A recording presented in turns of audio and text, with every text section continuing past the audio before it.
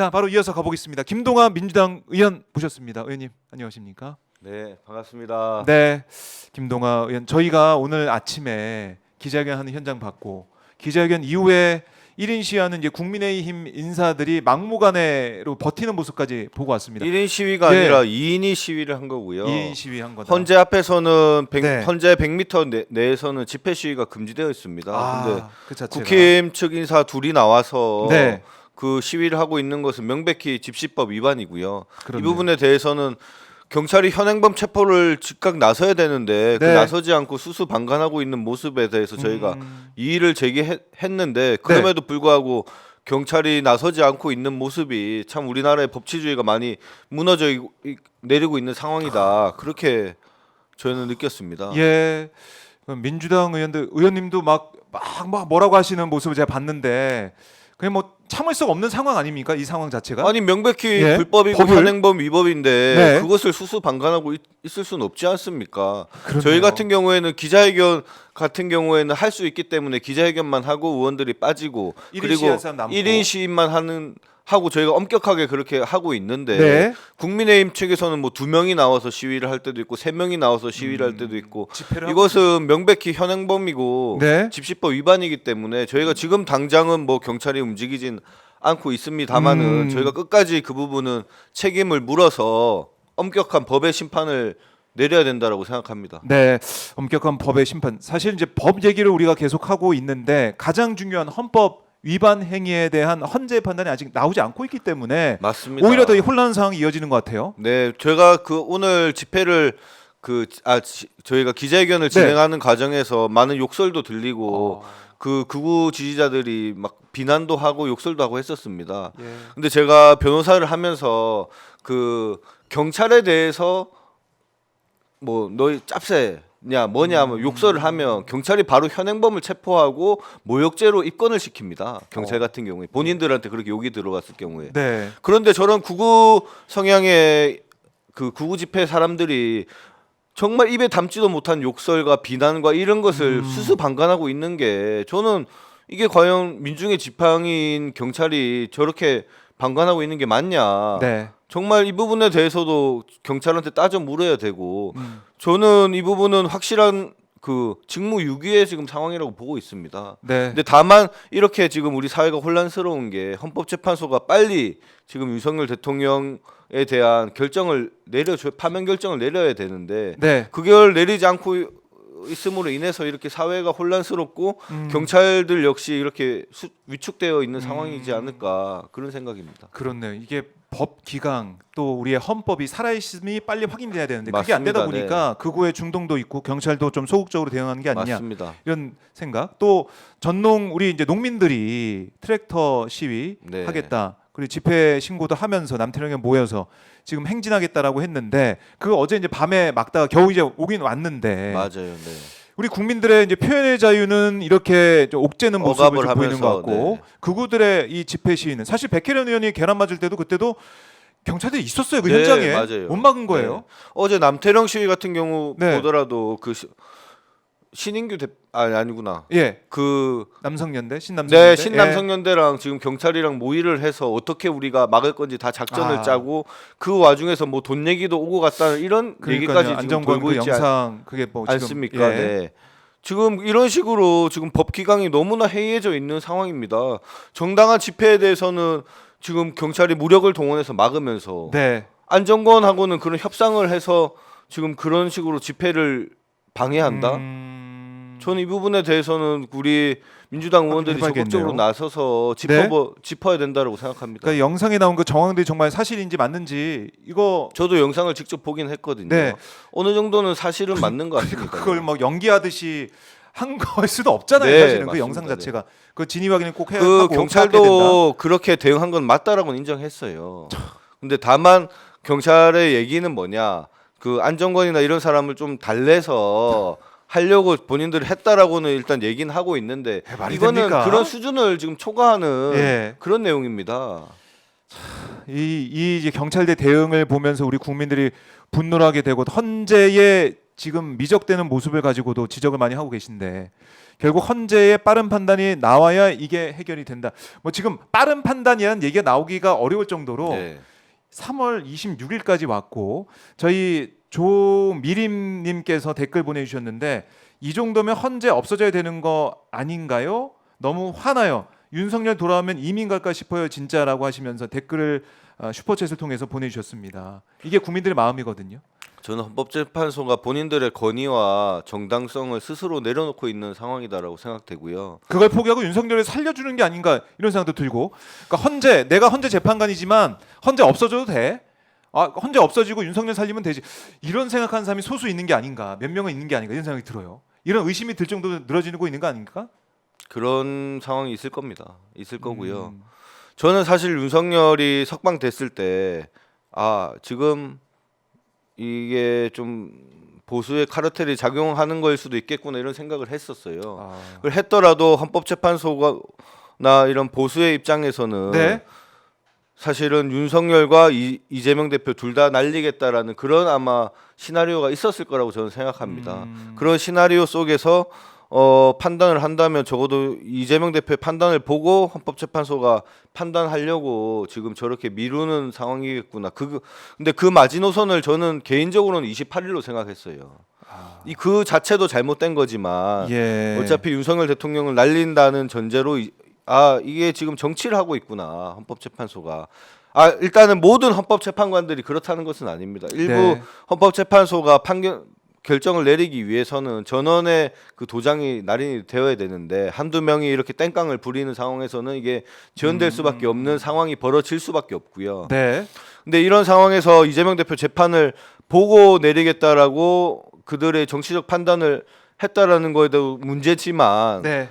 그럼에도 불구하고 28일까지 지금 내려지지 않는다는 것은 이것은 단순히 이재명 대표의 재판을 보고 내리겠다는 차원을 넘어서 지금 28일을 도간다는 것은 윤석열을 살려줄 수도 있겠다라는 이런 좀 우려스러운 상황이 지금 진행되고 있는 거죠. 이게 만약에 4월 15일이 지나간다면 두 네. 분의 재판관님이 예.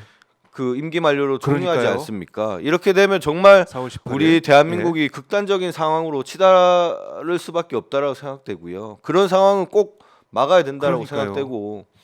근데 사실은 이렇게 되면 안 되지만 이게 정말 말도 안 되는 얘기지만 네. 결국은 이 모든 것이 오늘 선고될 이재명 대표의 재판과 사실은 연동되어서 지금 돌아가고 있는 모습이다. 저는 그렇게 생각됩니다. 그러니까 우리가 이렇게 늦어지다 보니까 여러 가지 생각할 수가 네. 있는데 그야말로 윤석열 복귀 시나리오가 윤석열이 석방될 때부터 네. 그러니까 직위원 판사의 이런 애매모호한 상급심에 넘기려는 책임을 회피하려는 그런 말까지 나오는 상황까지 복귀해 보면은 아니면 그 전에 심우정이 회의 소집했을 때 구속 관련해 가지고 검사장 회의 소집했을 때 그때부터 이 모든 그림을 그렸던 게 아닌가 생각도 들고요. 저는 이 그림이 언제 나왔냐고 개인적인 생각입니다. 예. 개인적인 뭐 정치인을 떠나서 그 대법원장이 선거법을 빨리 판단해야 된다라는 정말 이례적인 발언을 했었거든요. 633 그 원칙을 지켜야 된다. 그리고 나서 이제 법관 인사나 이런 예. 것을 보면 지금 서부지법에서 김성훈 차장 풀어주지 않았습니까? 예. 그 영장 전담 판사도 그 정광훈에 대해서 면죄부를 줬던 판사예요. 이런 식으로 지금 법관 배치나 이런 부분이 예. 이게 조금 희한하게 돌아가네 이런 생각이 들더라고요. 근데 재판 자체에는 아마 개입을 할 수 없을 겁니다. 재판 자체에는 개입을 할 수 없기 때문에 네. 그들이 하는 역할이 이제 그런 길목에서 조금 의심이 가는 그런 판사들을 배치하는 식으로 지금 진행해 온 거부터 이게 좀 뭔가 이상하게 돌아가네 이런 느낌이 들었다는 거죠. 근데 그런 상황에서 윤석열을 법원의 결정으로 석방된 겁니다. 아무리 우리가 검찰이 잘못하는 것도 당연히 명백한 즉시 연구 안 잘못이지만 하고. 거기야 예.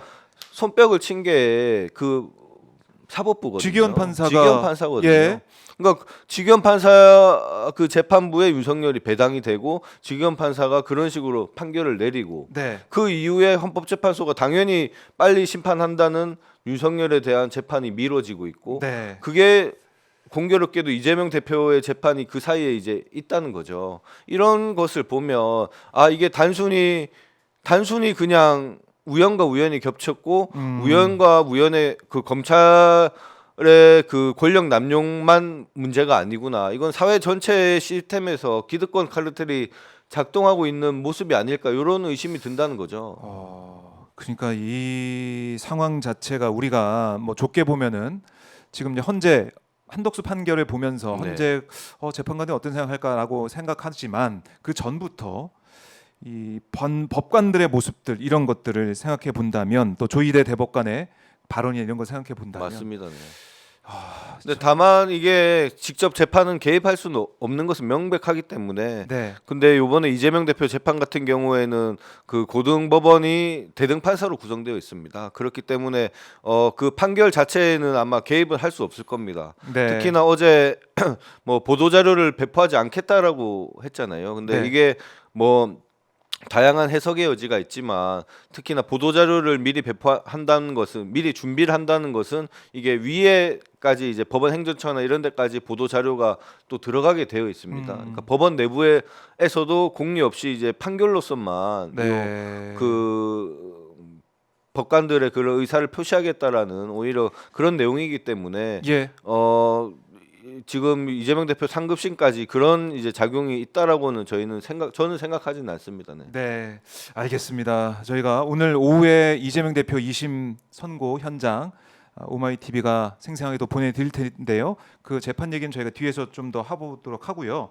김미선님이 이 슈퍼챗 주시면서 뭐라고 여쭤보셨냐면 말씀 주셨냐면 국무위원 다 날리는 거, 헌재 직무유기 탄핵시키는 플랜 등 민주당 플랜 1, 2, 3 다 만드십시오. 국민 항쟁해야 합니다. 이렇게도 말씀하셨어요. 네. 그 말은 뭐냐면 헌재가 정말 윤석열을 복귀시킨다면 어떻게 할 거냐.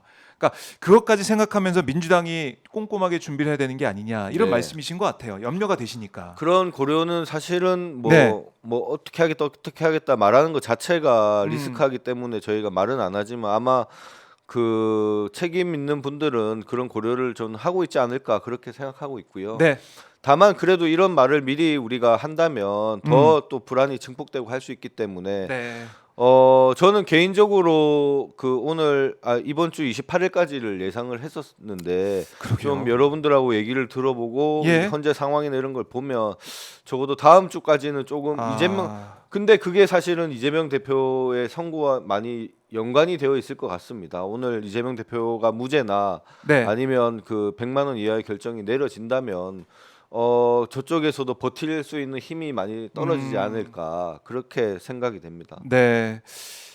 오늘 그러니까 판단이 중요하다 네, 이렇게 보시는 정말 거고 중요한 판단이 될 것 같습니다. 판결이 지금 될 것 한덕수 판결을 보면 헌재 재판관들이 엇갈리지 않았습니까? 같습니다. 네, 엇갈려서 기각도 어떻게 보면 5명이지만 뭐 기각 안에서도 보면 4명 1명 4대 1로 볼 수가 있고 인용 있고 각하 2명 이렇게 됐는데 그래서 이제 5대 3으로 가는 게 아니냐. 5대 3으로 돼 있기 때문에 합의가 안 됐기 때문에 5대 3인데 마은혁도 지금 임명이 안 되고 있으니까 캐스팅 보트 역할하는 한 명이 이제 남아 있는 상황에서 5대 3 결정을 못 해서 늦어지게 되다가 4월 18일 2명의 헌법재판관 임기가 만료가 되면 6명이 돼 가지고 또 이거 판단 못 하게 되고 한덕수가 임명하에 안 하고 버틸 수도 있고 아니면 임명한다고 해도 대통령 몫이라고 해서 바로 임명해 버려서 구조를 아예 바뀌어 버리게 할 수 있는 그런 네. 가능성도 있고 여러 가지 우려가 나오고 있단 말입니다.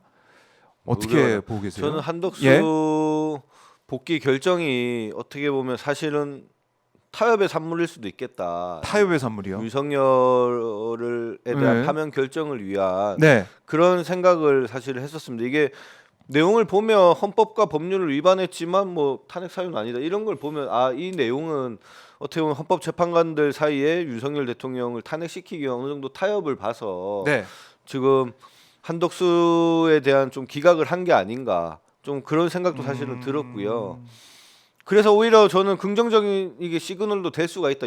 저희의 최종 한덕수도 사실은 탄핵이 인용되는 게 맞죠. 그게 그러니까요. 무슨 헌법재판관 헌법을 위반한 게 명백하다고 자기들도 지금 하고 있는데 네. 그리고 헌법재판관을 임명 안 하고 특검을 임명 안 한 게 또 명백한데 당연한 그 법리적으로 봤을 때는 지금 뭐 한덕수에 대해서도 탄핵 인용이 맞는데 지금 헌법재판소가 지금 정치적인 판단을 하고 있다라는 전제에서 네. 한덕수에 대해서 한덕수를 풀어줬다는 것은 윤석열을 파면하기 위한 좀 타협의 산물이 아닐까 음. 요런 생각을 했었고 그렇기 네. 때문에 한 28일 정도에는 윤석열에 대한 파면 결정이 나왔어야 되는데 한덕수를 지금 했으니까 바로 아직까지 이어서. 그 기간을 일정을 안 잡고 있는 것은 그렇습니다. 저는 이것은 정말 좀 이상한 시그널로 지금 네.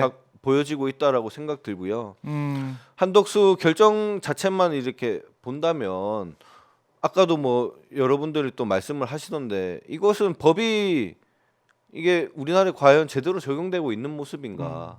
정말 특권층을 위한 법과 헌법을 지금 헌법재판소가의 결정을 토대로 지금 네. 내린 게 아닌가 그런 생각이 듭니다. 아, 우리 랩소딘 블루님께서 슈퍼챗 주시면서 정계선 재판관이 SOS 친 것이다.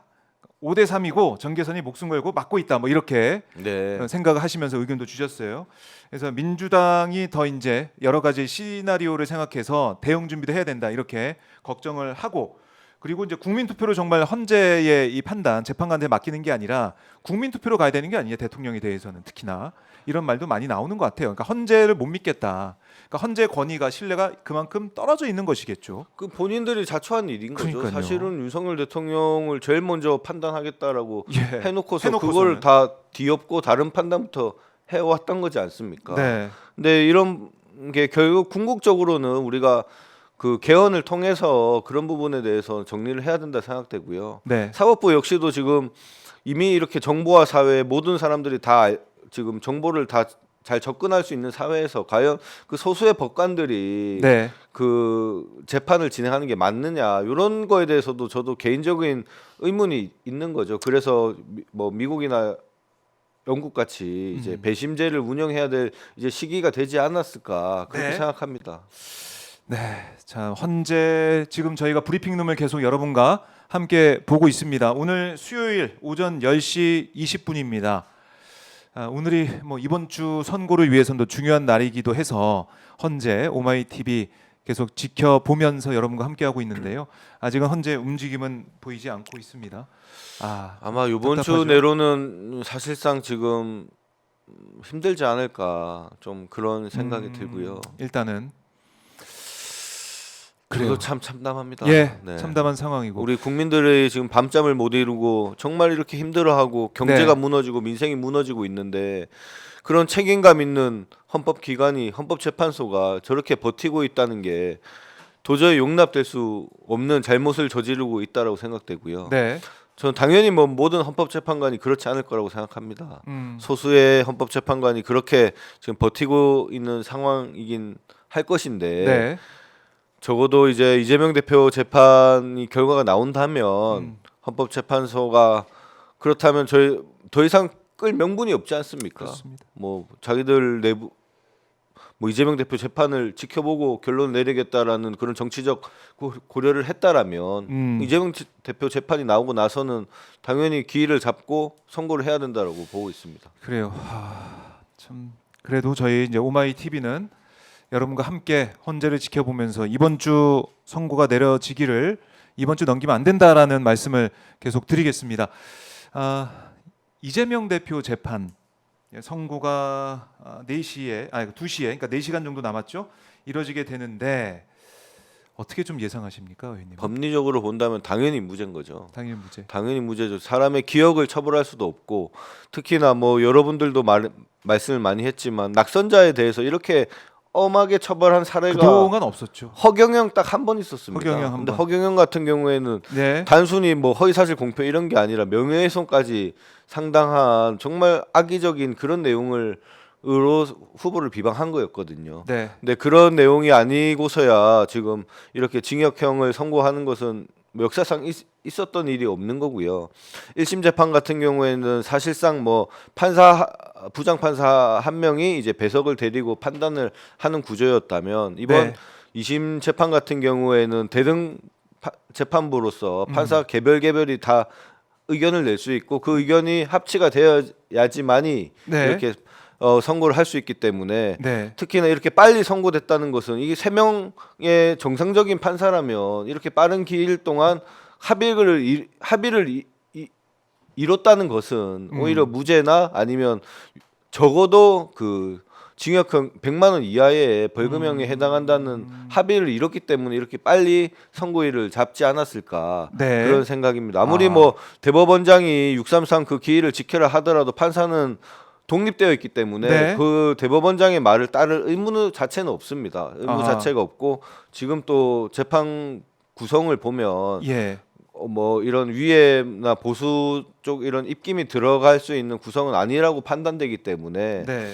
정상적인 법리에 따라 판결을 할 것이다. 음. 그렇다면 당연히 무죄를 선고할 것이고 그들이 조금 정치적 고려를 한다 손 치더라도 100만 원 이하의 벌금형에 해당하지 않을까 그렇게 예상하고 있습니다.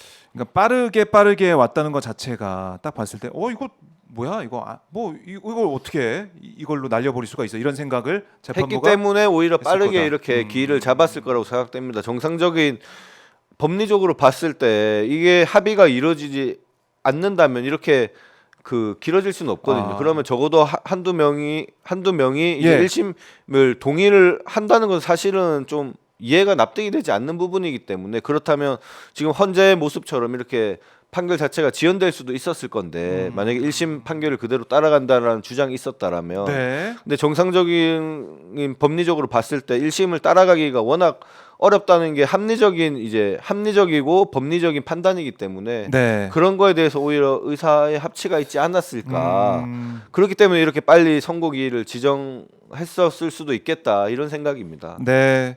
그래서 사실은 이제 쟁점이 두 개 아닙니까? 고 김문기 씨 그렇죠. 아는 네. 문제, 골프 문제죠. 네. 골프 문제, 그거는 이제 백현동 문제인데. 골프 관련해서도 예. 재판부에서 검찰에 분명히 성명을 했고요. 아니 이재명 대표의 발언 속에 그 골프 치지 않았다라는 발언이 없는데 네. 그 공소장을 변경해야 되는 게 아니냐 이런 음. 성명을 했다는 것은 이제 재판부의 의중을 드러낸 거라고 보고 또 백현동 문제 같은 경우에는 이재명 대표의 행위나 발언이 아니지 않습니까? 협박받았다라는 느낌을 얘기한 거고 네. 실제로는 그 협박을 했다라는 제3자의 그러니까 국토부의 얘기를 한 건데 정부와 그것도 사실관계상 맞는 얘기일 뿐만 아니라 제3자의 행위이기 때문에 네. 법리적으로 구성될 수도 없는 거죠. 이재명 대표의 어떤 행위나 그런 내용이 아니기 때문에 그런 부분도 재판부에서 지적을 했었고 당연히 뭐 검찰은 거기에 대해서 뭐 궤변을 들어놓고 오히려 전부 다 허위다라는 식으로 이상한 지금 주장을 했었는데 그 주장을 보고 나서 네. 재판부가 이렇게 빠른 시일 내에 선고기일을 잡았다는 것을 보면 오히려 1심 판결이 문제가 있다라는 합리적인 판단을 3명의 그 재판사들이 다 동의를 했기 때문에 이렇게 선고기일을 빨리 잡은 측면도 있겠다라는 생각이 듭니다. 그렇네요.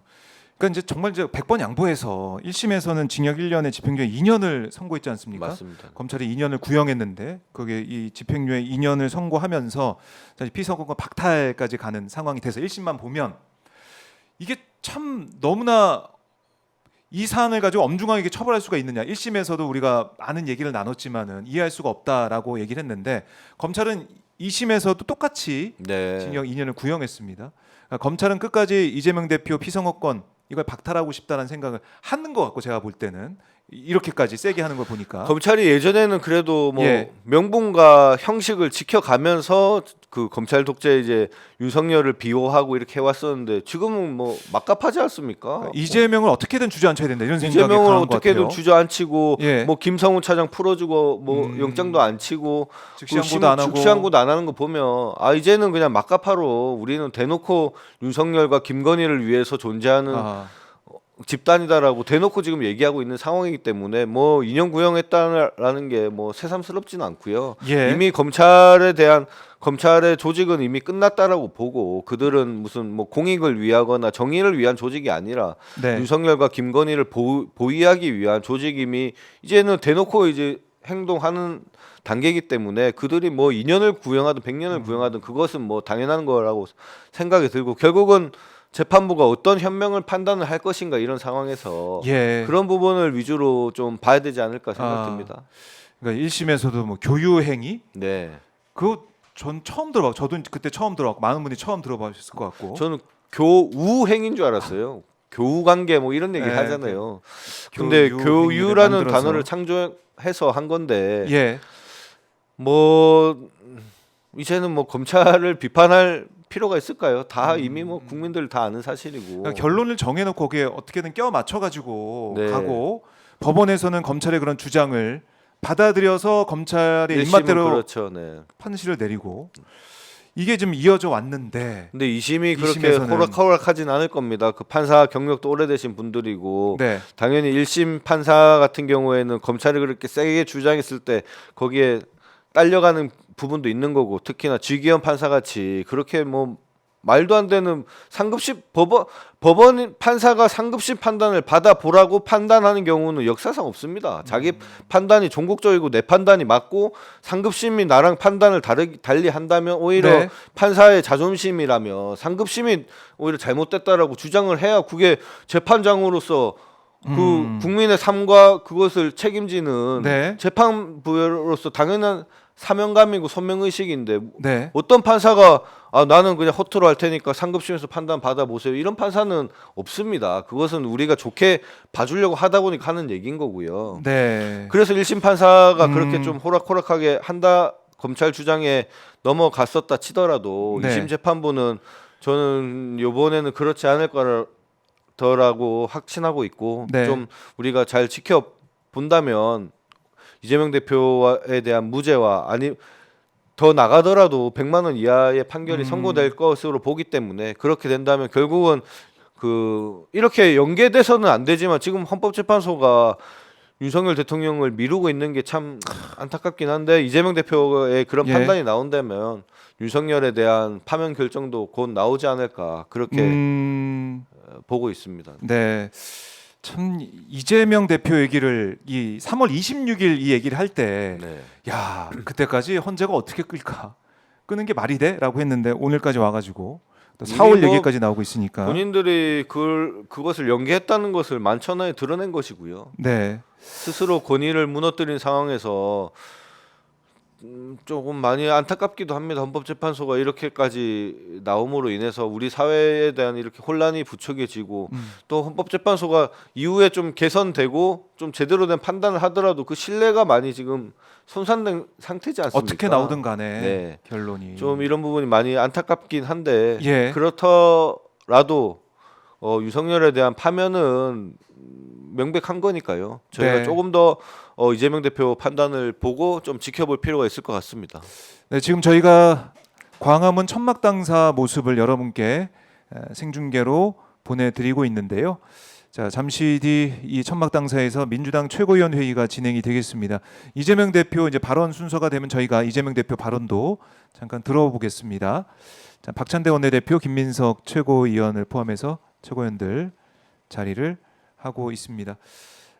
천막당사까지 칠 정도로 우리 국민들과 함께하겠다. 민주당이 도부행진과 천막당사를 통해서 국민의 뜻을 받들겠다 이렇게 계속 네. 강조를 하고 있습니다. 방탄복을 입은 이재명 대표 모습을 저희가 보고 있는데요. 참 방탄복을 입고 이 서울 거리를 돌아다녀야 되는 이 상황, 참 이게 참 참담한 그런 상황이에요. 이 지금 모습 뭐 자체가. 국정을 안정화시키고 네. 대한민국을 정상화시키는데 뭐 천막 당사만 보다도 뭐 뭘 더 못하겠습니까? 저희가 다 지금 해야 된다라고 생각이 들고요. 네. 천막 당사를 이렇게 진행하는 것은 국민들과 함께 소통하고 호흡하면서 더 강하게 싸워 나가겠다라는 우리 민주당의 의지를 지금 표현하고 있는 거라고 봐주시면 좋을 것 같습니다. 네. 자, 이재명 대표가 이제 발언을 제일 처음에 하게 될지 아니면은 원내대표를 포함한 최고위원들의 발언 이후에 제일 마지막에 발언하게 될지 이재명 대표 발언이 좀 있을 것 같은데요. 그럼 잠깐 듣고 오겠습니다.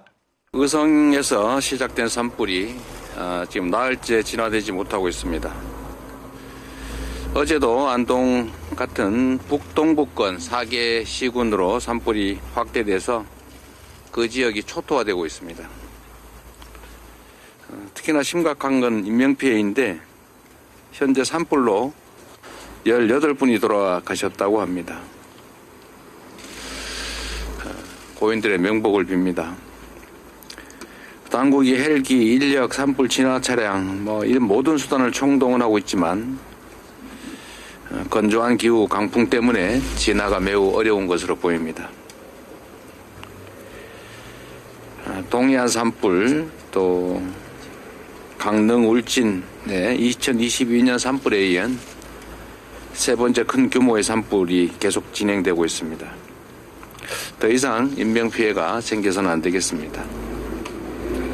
힘들겠지만 소방당국이 또 산림당국이 최선을 다해 주시기를 부탁드립니다.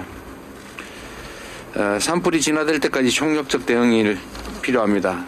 대피소 등에서 임시방편으로 지내고 계시는 이재민들에 대해서 지원도 신속하고 충실하게 이루어지기를 바랍니다.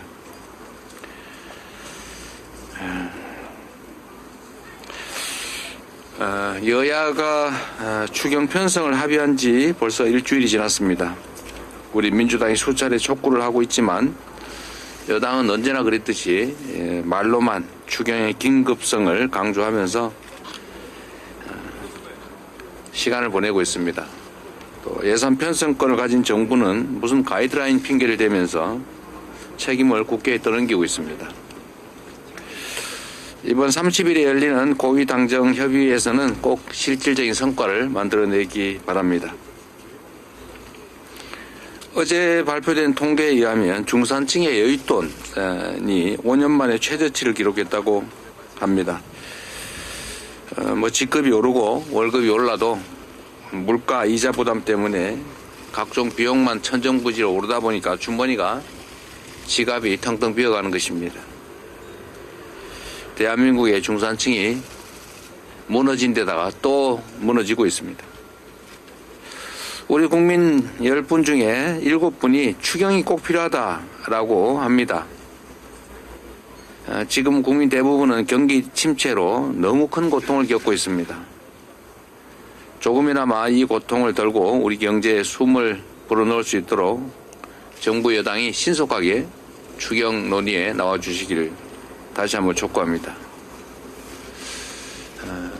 현장에 우리 국민들 많은 사람들이 겪는 이 어려움에 대해서 국민의힘이나 또 따뜻한 방에서 호의호식하는 고위 관료들이 느낌이 없긴 하겠지만 그래서는 안 됩니다.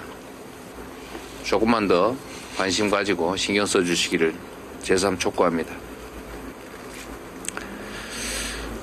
헌법재판소 판결이 4월로 미뤄질 수 있다는 보도가 나오고 있습니다. 뭐 그리 어렵습니까? 도저히 이해가 되지 않습니다. 우리 국민들께서도 마찬가지일 겁니다. 뭐 그리 복잡한 사건도 아니지 않습니까? 국민이 맡긴 권력으로, 국민이 맡긴 총칼로 국민에게 위협을 가하지 않습니까? 어떻게 대명천지 대한민국에서 군사 정권을 꿈꾸고 군사 쿠데타를 시도합니까? 헌법 질서를 완전히 파괴한 행위 아닙니까? 그것도 실제로 실행이 있지 않습니까?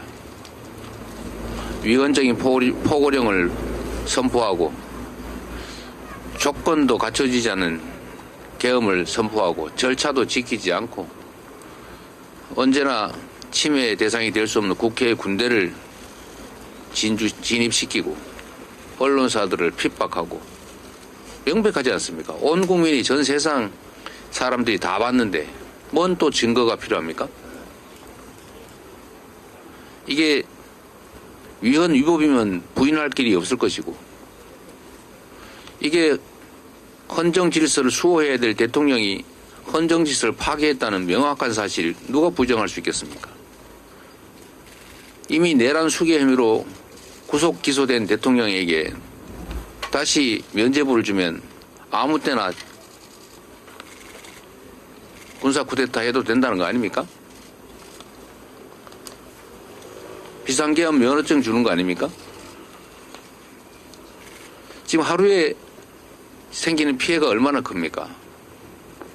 나라의 지휘탑이 무너져서 혼란과 혼돈 그 자체인데 이걸 하루라도 빨리 종식해야 될 헌재가 아무런 이유도 없이 국민들이 납득할 수 있는 이유도 없이 계속 미룬다는 것은 그 자체가 헌정 질서에 대한 위협 아니겠습니까?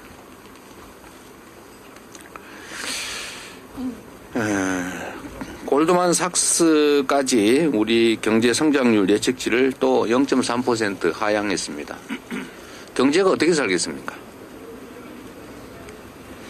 박근혜 탄핵 당시에 갈등 비용이 1,740조 원이었다고 합니다. 그런데 윤석열 대통령의 이런 친위 쿠데타로 인해서 촉발된 갈등 비용은 2,300조 원쯤 될 거라고 합니다.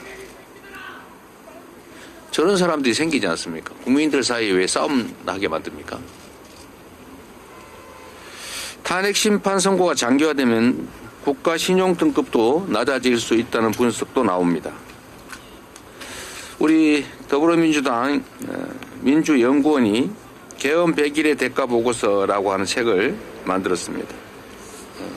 이런 내용인데 이거 한번 보시면 우리 국민들이 두고두고 갚아야 될 청구서가 빼곡하게 기록되어 있습니다. 몇 가지 말씀을 드려보면 작년 4분기 GDP가 6조 3천억 원이 증발했습니다. 가구당 한 50만 원 정도씩이 갑자기 사라졌습니다. 자영업자가 20만 개가 추가 폐업했습니다.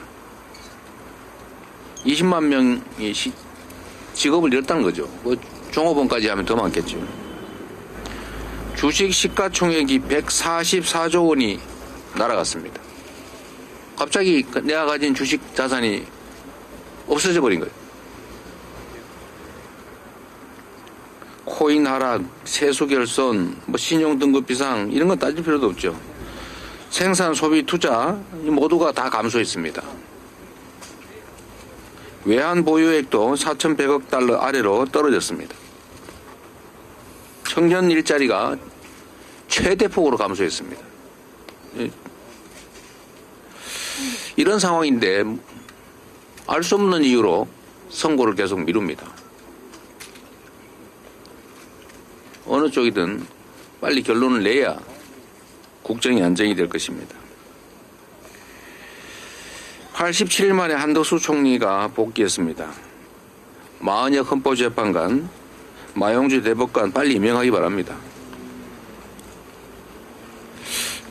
이게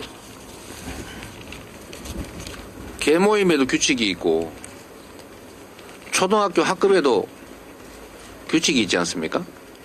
규칙을 어기면 제재를 해야 그 공동체가 유지가 됩니다. 대한민국 5,200만 국민의 최고 합의, 최고의 규범, 법률 그 이상 헌법, 이 헌법이 정한 기본적인 민주공화국의 질서를 헌법을 수호할 제1의 책무가 있는 대통령 권한대행이 대놓고 지키지 않으면 대체 이 헌법은 누가 지키겠습니까? 이 나라는 어떻게 되겠습니까? 최고 책임자가 최고 규범을 대놓고 어기는 마당에 어떻게 우리 국민들한테는 규칙을 지켜라, 교통질서 지켜라, 죄 짓지 말아라, 형법을 어기지 말아라, 약속을 했으면 지켜라, 남의 돈 빌렸으면 떼먹지 말고 갚아라, 이런 요구를 어떻게 합니까? 이게 나라가 되겠습니까? 한덕수 권한대행 복귀했다고 하는 것은 지위와 권력을 회복했다는 뜻이 아니라 책임과 역할을 더 가지게 됐다라는 것으로 이해하시기 바랍니다. 책임을 이행하는 것이 더 중요합니다. 이상입니다. 네, 이재명 민주당 대표의 당 최고위 발언을 듣고 왔는데요. 뭐 오늘 이제 이따가 선고도 있겠지만은 오늘 발언 내용을 들어보면은 좀 절절합니다. 네. 우리 국민들의 마음을 대변하면서 헌재를 향해 빨리 결정을 내려야 되고, 만약에 파면이 안 되고 이 내란 수계가 돌아오게 되면 그야말로 이 계엄, 내란 면허증을 주는 셈이 된다. 이렇게 맞습니다. 하면서 경계를 저희가 했습니다. 그래도 국민들을 좀 안심시키고 네. 조금 더 국정을 안정화하기 위해서 헌법재판소에 대해서 직접적인 우리가 비판은 좀 삼가하자라는 기조가 있었어요. 그게 네. 뭐 지지자들이 볼 때는 좀 답답할 수도 있겠지만 또 우리가 민주당이 다수당으로서 또 국정을 책임져야 되는 부분도 있기 때문에 좀 했는데 지금까지 이렇게 선고길마저 잡지 않고 이렇게 지연되고 있는 것은 이것은 결국은 그 한계점을 넘어가려고 하는 지금 그 지점이 아닌가 그런 네. 생각이 들고 우리 민주당도 더 비상한 각오로 예. 좀 대응해야겠다라는 좀 생각이 듭니다. 네, 비상한 각오로 대응을 하고 있고 들어보면은 이제 민주당도 이 시기에 맞게 플랜들 대응책을 이제 마련해 놓은 걸로 좀 알고 네, 있습니다. 근데 그렇게 그게 준비하고 있습니다. 뭐 미리 다 얘기를 해보면 그 뭐 대응책이 아니다 보니까 맞습니다. 네. 일단은 준비는 하고 있다, 물밑에서 준비하고 있다 이렇게 볼 수가 있겠고요. 자, 그러니까 검찰의 행태 또 이제 법원의 행태 우리 지적을 해왔지만은 특히 검찰의 행태를 다시 한번 지적할 수밖에 없고 어제 뭐 공수처가 심우정 총장 건에 대해서 네. 직권남용 건에 대해서 이제 수사 착수했다, 배당했다, 착수를 했죠, 네. 예라고 얘기를 하더라고요. 아 근데 공수처도 좀 네. 적극적인 역할을 저도 하기를 바라는데 윤석열에 대한 뭐 체포 이런 부분은 정말 잘했다라고는 생각은 듭니다. 근데 네, 지금 사실은 돌이켜 보면 그 최혜병 사건도 아직까지 지금 결론을 안 내리고 완전 함흥차사로 지금 묶어놓고 있지 않습니까? 네. 그런 부분부터 해서 좀 많이 실망스러운 모습이 많긴 한데 네. 그래도 우리가 공수처에 좀 더 힘을 실어주고 공수처가 제대로 수사에 나설 수 있게끔 우리 국민들이 좀 목소리를 낼 필요는 있겠다라고 생각은 듭니다. 다만 네. 공수처 역시도 본인들의 그 조직을 좀 더 제대로 살려 나가고 국민들의 신망을 얻기 위해서는 윤석열을 체포했다라는 이 감투 하나만이 아니라 지금 검찰에 대한 제대로 된 견제 역할을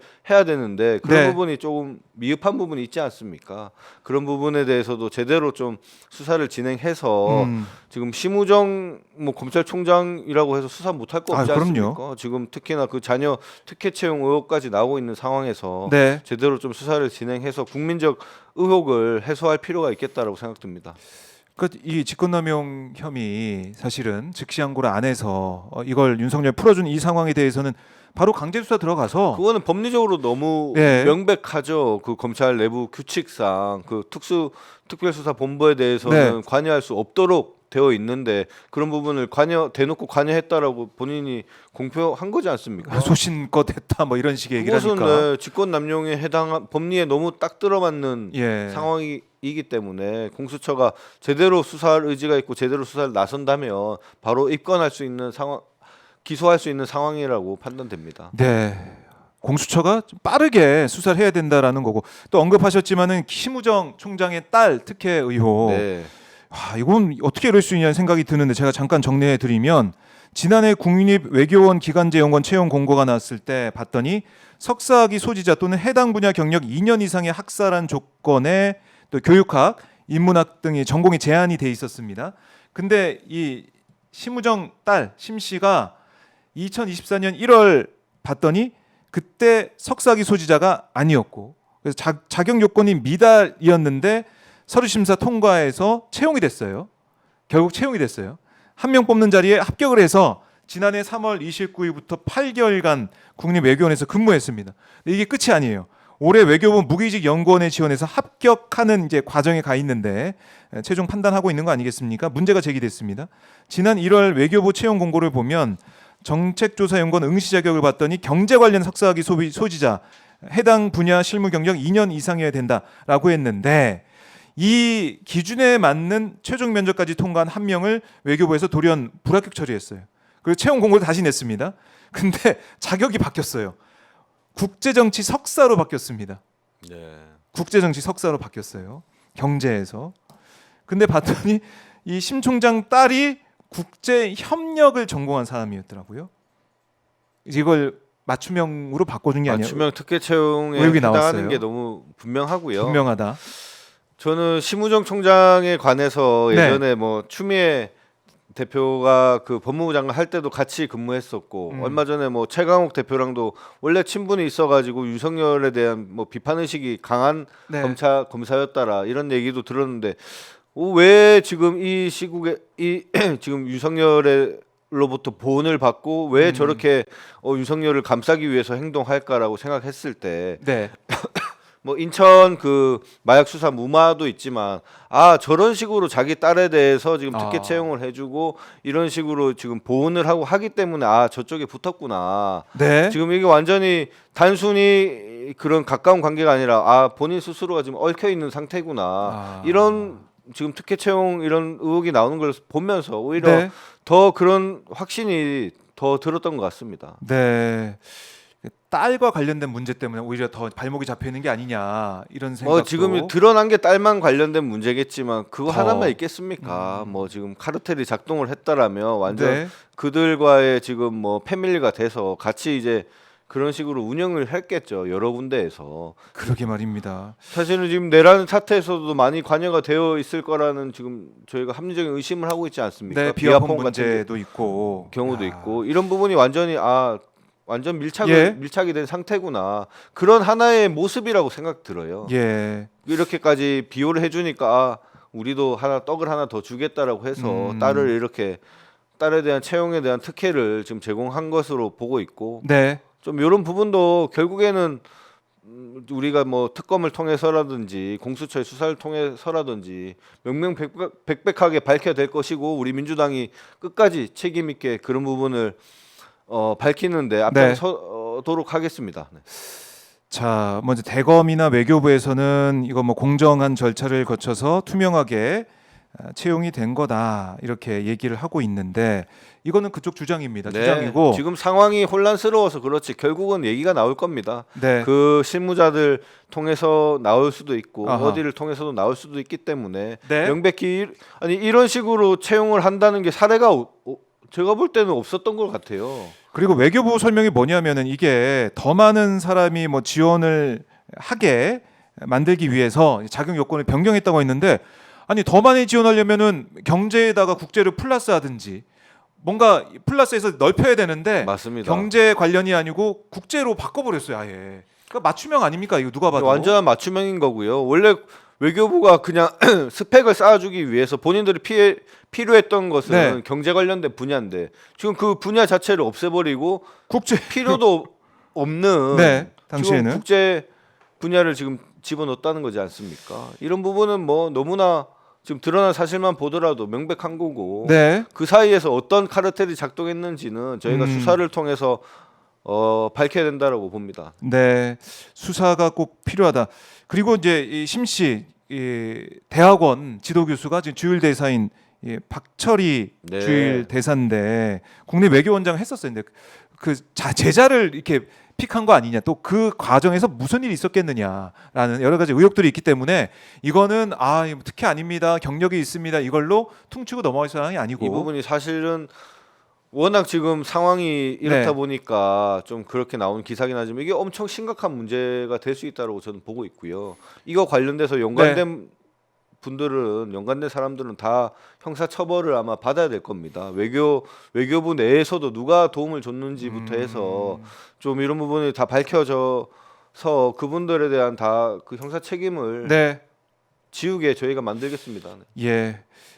그러다 보니까 뭐 일각에서는 그러더라고요. 이제 조국 장관 때 그만큼만이라도 해라, 수사해라, 네, 빨리 맞습니다. 수사하고 빠르게 수사기관에서 지금 파헤쳐라 뭐 이런 얘기를 시스템 했어요. 상으로는 수사를 제대로 진행할 수는 없다라고 보고요.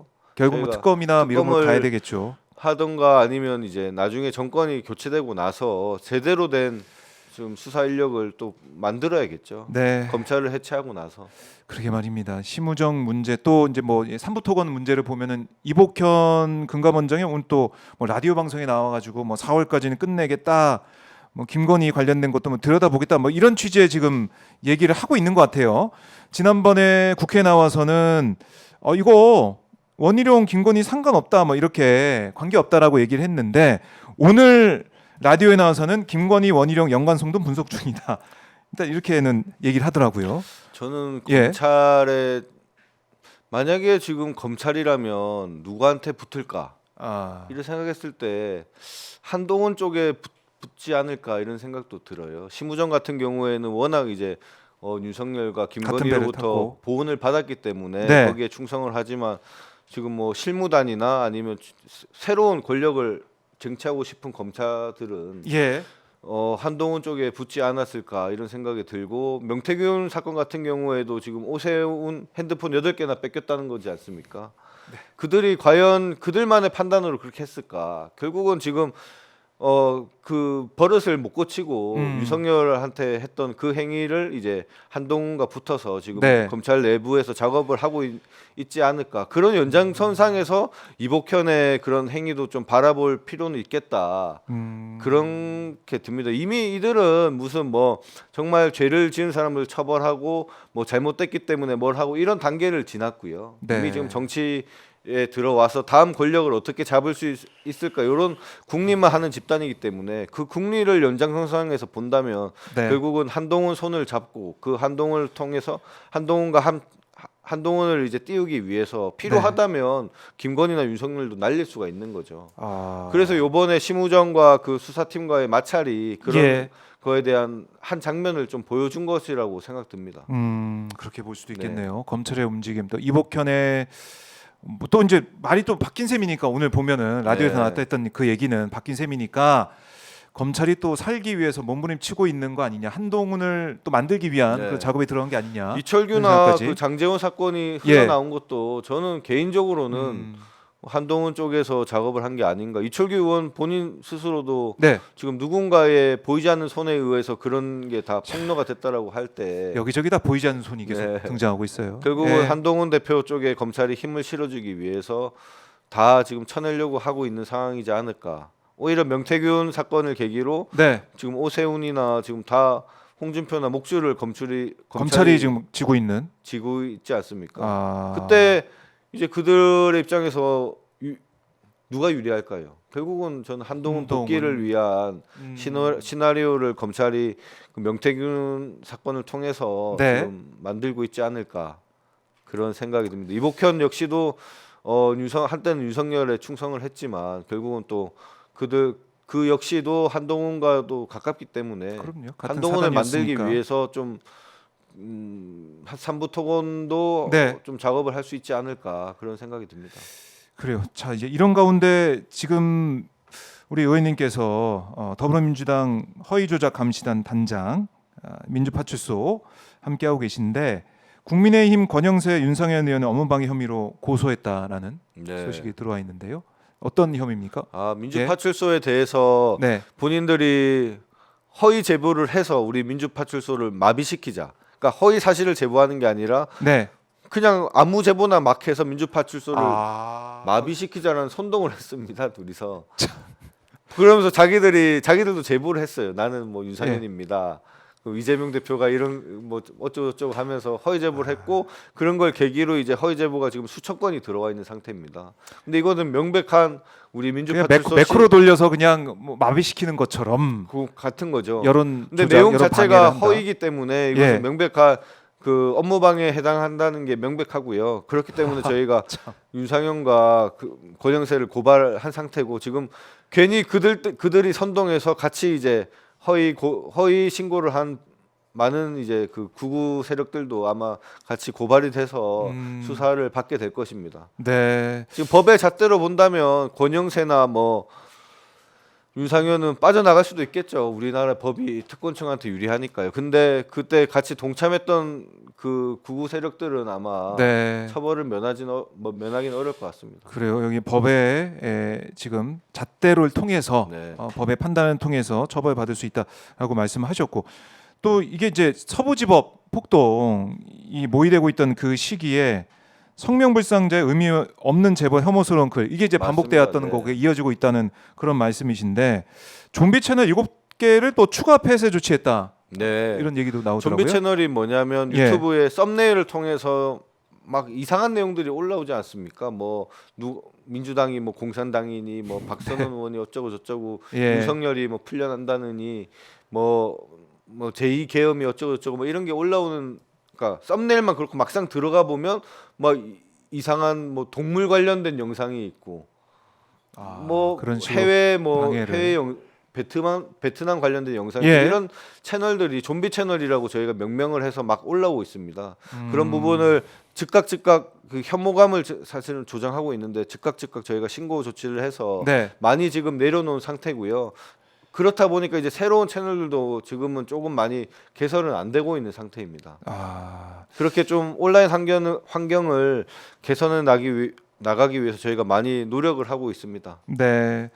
자, 민주당이 이런 정말 여론을 이렇게 호도하는 또 이 좀비 채널이나 아니면은 게시물들 통해서 네. 뭐 폭동 모의를 한다거나 아니면은 뭔가 우리 대한민국을 무너뜨리기 위한 그런 여러 가지 계획이랄까요? 아니면은 이 헌정 질서를 파괴하고 법을 무너뜨리려는 그런 행위들 이걸 좀 감시하고 있어서 그 이게 역할을 하고 있는 거 사실은 아닙니까? 경찰과 수사기관이 나서서 그런 것을 막아야 되는데 그러니까요. 선관위도 그렇고요. 너무 지금 국가기관이 제대로 된 역할을 못 하고 있는 상황입니다. 우리가 민주파출소가 나설 수밖에 없었던 이유가 그들이 국가기관이 안 하기 때문에 저희가 나서는 거고요. 네. 제대로 된 국가라면 애초에 우리 민주당이나 민주파출소가 나서기 전에 막았어야 되는데 좀 그런 부분에 많이 아쉬움이 크고 하지만은 그래도 저희가 많이 노력해서 좀 많이 개선은 되고 있는 상황이니까요. 많이 예. 좀 지켜봐 주시고 응원해 주시면 저희가 더 노력해서 좀 더 그런 불신을 조장하고 네. 또 내란을 선동하고 이런 부분들이 없도록 저희가 많이 만들겠습니다. 네. 자, 민주당 오늘 아까 이재명 대표 주재한 지금 당 최고위 지금도 진행이 되고 있는데요. 아까 이제 회의 시작 전에 산불로 숨진 우리 희생자들 피해자를 기리면서 묵념하는 모습도 볼 수가 있었는데 이재민 지원 신속하게 하고 산불 인명 피해 더 이상 안 된다라고 이재명 대표도 네, 강조를 했습니다. 지금 산림 당국의 얘기는 뭐냐면 의성 산불이 4개 시군으로 번져 있고 산불 구역을 추산 못할 정도로 네. 많이 퍼져 있습니다. 여기에 서산 영덕 중앙고속도로 통제가 돼 있고요. 중앙 동해선 일부 운행 중단이 돼 있고 산불 사태 사망 18명, 중상 6명, 경상 13명. 경북 의성에서 발생한 산불로 인한 희생자가 늘어나고 있습니다. 정말 안타까운 상황이고요. 네. 이것도 아직도 진화가 안 됐다는 네. 게 참 답답하긴 한데 이게 결국은 본질적으로 우리 대한민국의 리더십이 무너진 상태이기 때문에 네. 제대로 된 이 수습이 될지 의문입니다. 뭐 한덕수 총리가 복귀했다라고 하지만 지금 네. 뭐 빨리 그 헌법재판소가 조속히 판단을 내리고 우리가 여야가 합의해서 제대로 된 정치가 작동을 한다면 네. 이런 식으로 지금 아, 아이고 참 참 너무나 안타깝습니다. 리더십이 지금 부재한 상황에서 과연 이게 제대로 대응이 될 수 있을지 결국은 비만 내리기를 우리가 기다려야 되는 상황인데 정말 안타깝고 참 답답한 상황입니다. 예. 한덕수 대행이 오늘 대국민 담화를 통해서 역대 최악의 산불 진화에 모든 역량을 집중하겠다라고 얘기는 하고 있습니다만 지금 계속 나오고 있는 얘기가 당국의 미숙한 대처가 피해를 키웠다는 지적이 나오는 거 맞습니다. 아니겠습니까? 네. 혼란스러운 재난 문자나 뒷북 대응도 문제다라는 비판이 나오고 있습니다. 그만큼 시스템이 제대로 작동 안 하고 있고 이 시스템이 제대로 작동 안 하게 만든 이 사태의 근본 원인은 윤석열 내란이고 또 윤석열 내란 맞습니다. 사태를 네. 아직 내란 진행 중으로 만든 헌재 이런 질질 끄는 모습 아니겠습니까?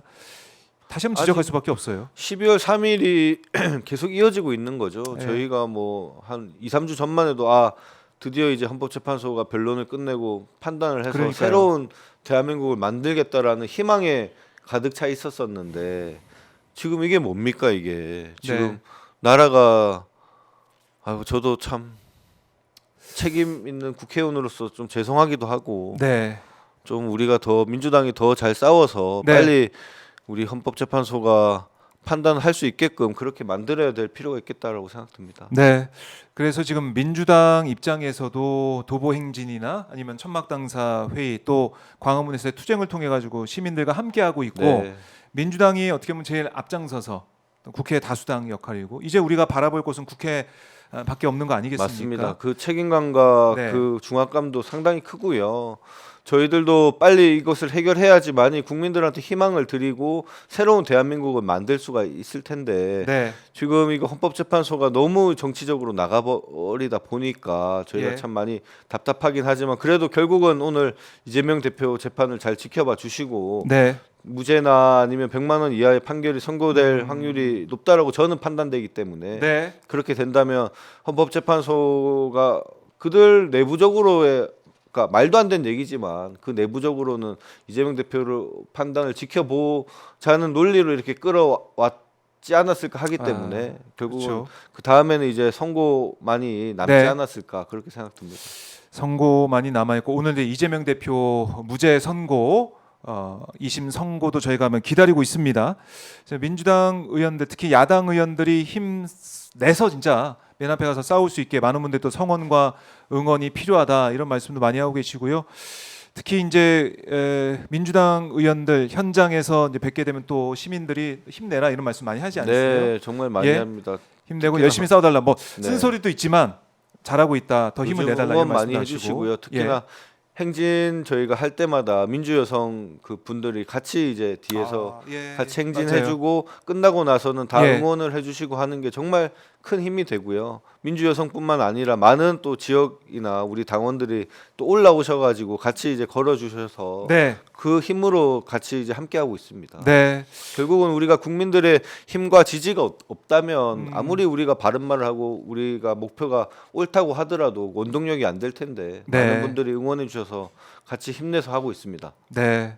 자, 그 힘 많은 분들이 또 모아주시고 저희 뭐 김동아 의원 힘내라 응원할 수 있는 뭐 후원 계좌도 보여드리면서 함께하고 있는데요. 우리 시민들을 국민들을 대표해서 그 목소리를 국회에서 또 광장에서 힘있게 전할 수 있게 많은 분들의 네. 사원과 응원 부탁드리겠습니다. 자, 김동아 의원과 이재명 대표 2심 선고 또 그 이후에 벌어질 헌재 상황까지 하나하나 분석해 봤는데요. 의원님 가시기 전에 우리 시청자분들께 꼭 하고 싶은 말씀 있다면 듣고 마무리하겠습니다. 네. 정말 헌법재판소 결정이 늦어짐으로 인해서 얼마나 마음이 답답하시고 불안하십니까?